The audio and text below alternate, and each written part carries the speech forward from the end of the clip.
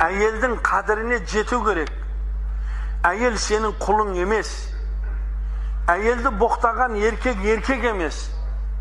Әйелді боқтаған еркек емес. Пайғамбар саллаллаху алейхи ва саллям айтты, кімде-кім біреуді боқтайтын болса, өзінің шешесін зina қылғанмен тең деген. Білесіздер ме соны? Әйел кісіні боқтамайды. Неге боқтайсың оны? Неге ұрасың оны? Заң бар, ажырас. Бірақ сонда бір еркектер бар. Бұл енді бүтін еркектерге топырақ шашпаймыз. Еркек болу керек. Bir күні бір ағам бар еді менің, өзі милицияда істеген. Енді анау сондай таза жүретін, анау шалбарының қыры қылыштай еді ғой. Иілмеген. Бірақ жеңгемізді көп сорлататын, жүзі көп сорлататын. Ана қатынмен де жүреді, мына қатынмен де жүреді. Енді олар ойнастық қылады да енді. Сол жеңгеміз бір аурулармен дүниеден өтіп кетті.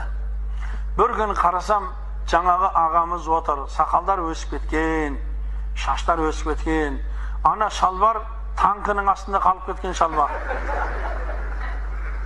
О, көке, ассаламу алейкум, уалейкум, отырыңызда, моторда кетіп бара жатырмыз. Демейді. Мәйтім, көке, не болды? Ренжіп қапсыз ғой. Қандай көмек керек деп едім. Сонда жаңағы еркісі жылады ғой. Өнем деді. Жеңгеңнің қадірін білмеген екенмін деді. Менің адам болып жүргенім, еркек болып жүргенім жеңгеңнің арқасында екен ғой. Үйдегі баланың алдында қадірім қалған жоқ, келінің алдында қадірім қалған жоқ. Мына менің үстіме, киіміме қарап тұрып та айтып атқан шығарсын деді. Өтіктелмеген шалбарды емес, азанда киген шалбарды әбетте кимейтін едім ғой. Осыншалық қор болдым ғой деді. Қараңыз, әйел кісі бар ма? Бұл қымбат, бұның қадіріне жетейік, сыйлайық бұны. Ең кемінде өзіңіздің қызыңызды ойлаң, келініңізді ойлаң, әпкеңізді ойлаң, анаңызды ойлаң.